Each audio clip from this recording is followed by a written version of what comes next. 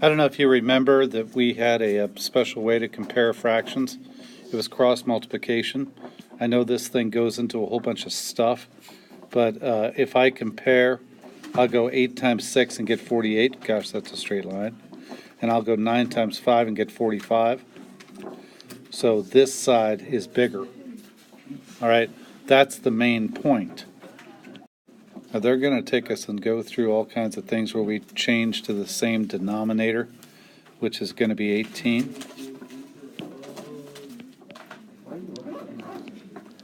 And 9 goes into 18 twice, and 2 times 8 is 16. 6 goes into 18 3 times. 3 times 5 is 15. So this one is bigger.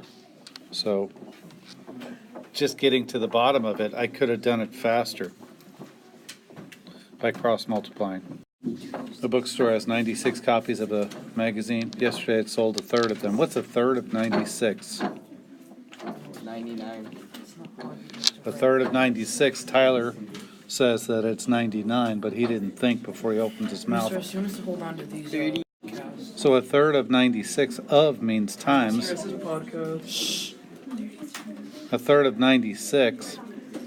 And when I cancel, this goes in once, it goes in 32 times. So I end up with 32 over 1. So yesterday it sold 32 of them. And today it sold 3/8 of what remained. Well, let's figure out what remained. If I take 96 and subtract the 32, I'm going to get 64 total. And 3/8 of, that means times 64. I'll have 8 is 1. It goes into 64 8 times. 3 times 8 is 24 over 1. So of the 64 it had, it sold 24 more. So I'll take 64 minus 24, and I'll get 40. Looking at number 7. I've got 1 1/3 plus 8 1/6. I'm going to change the first one to sixths, so I'll have 2 sixths and 1/6. That's a total of 3 sixths. 8 and 1 make 9 and 3 sixths. 3 sixths isn't in simplest terms, so I have 9 and 1/2. And that's the answer to number 7. If I look at number 8, I've got 2 over 5.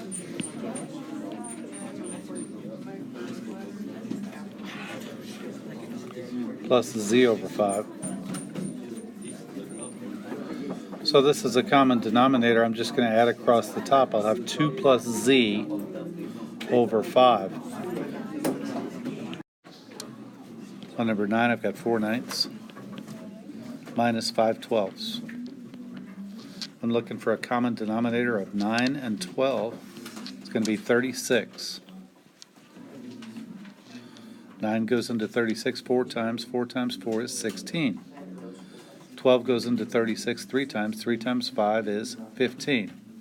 16 minus 15 is 1/36.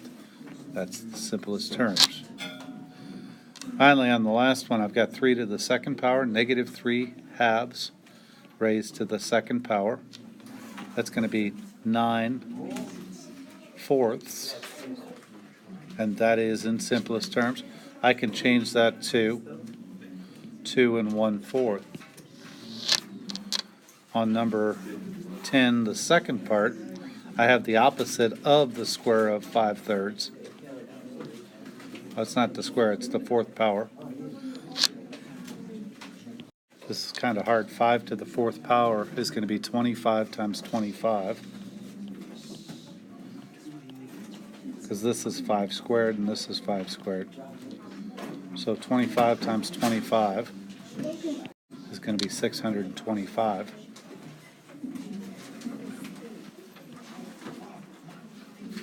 Oops.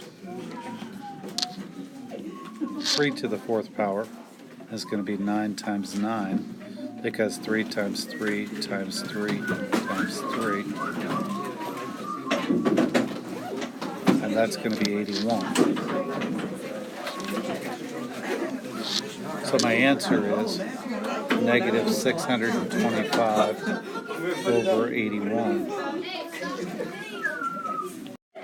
Now this crazy number here actually reduces down to 7 and 58/81. I'll try and make sure you don't get a really nasty one like that on the test, but that's how it works out. So when I took 5 to the 4th power, I got 625. And when I take 3 to the 4th, I get 81. And then I had to change this number here into a mixed number by division, and I did that on a piece of paper, and I came up with 7 and 58/81. But I do want to point out, hey, look at it before you're finished. There's a negative sign out there. This should be a negative 7 and 58/81.